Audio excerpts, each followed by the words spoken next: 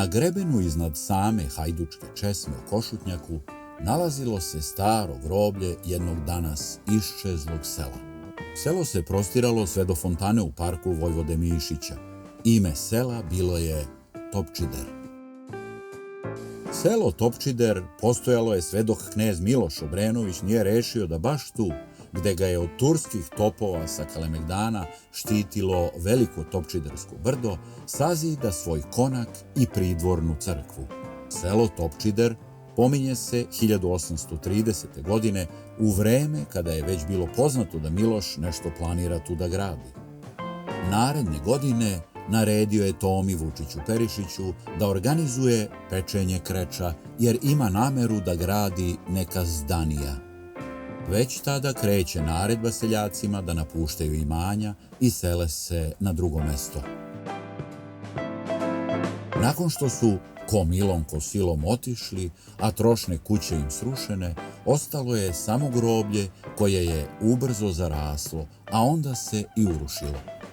Miloš Obrenović napravio je svoje imanje od celog tog kraja, od dvorskog kompleksa, odnosno konaka i crkve, preko obronaka Košutnjaka, gde je bilo kneževsko lovište, do manastira Rakovica. Topčider je tako postao deo Beograda, a od nekadašnjeg sela ostaje samo ime. Sličnu sudbinu imalo je i takozvano hrvatsko selo koje se nalazilo na istom potezu. Hrvati su u to vreme živeli na levoj obali Save u dovoljnom broju da se jedna naseobina nazove po njima. Hrvatsko selo bilo je pozicionirano na Savskoj obali i to tačno tamo gde je ušće Topčiderske reke u Čukaričkom rukavcu.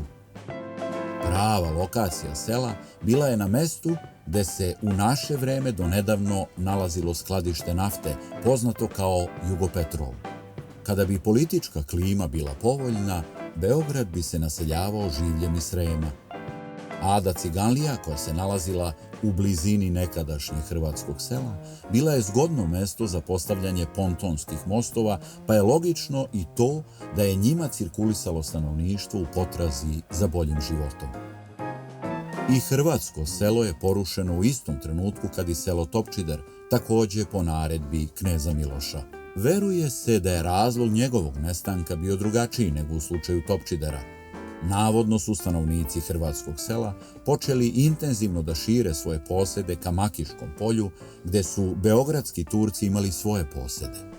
Turci su se žalili knezu Milošu, nakon čega je on odlučio da raseli preduzimljive seljake. Ko nije želeo da se seli milom, morao je silom. Knez je bio poznat po tome da, kada je bilo potrebno, primeni i batinjanje.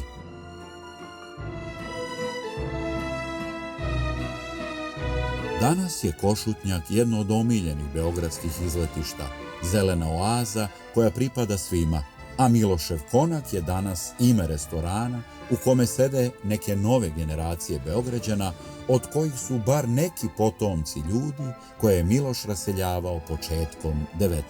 veka.